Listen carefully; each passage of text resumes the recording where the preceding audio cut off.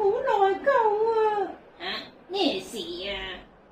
你伸隻耳仔埋嚟嘅，咁樣啊！你死啦你！哎呀，我都話我啦，我冇心㗎。我都好咗你好多啫。做咩啊？咁樣。唔係啩？都唔知點算好。不如睇下車語點解決啦。好啦，叫佢出嚟啦。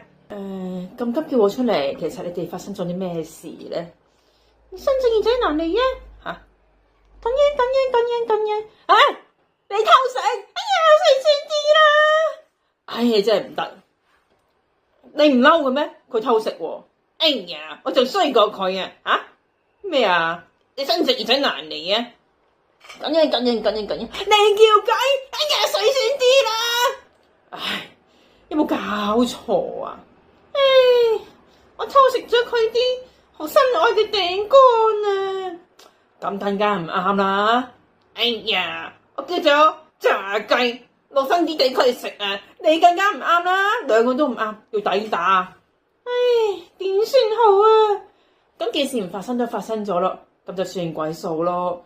最重要係我哋叫雞同埋佢偷食啲餅乾傳到我哋嚟食啊！算數啦，好小事啫。唔係啊，好大件事㗎。都係小事咯。有咩咁大件事啊？頭先啊，我叫炸雞嗰陣咧，要找錢，要俾錢㗎嘛。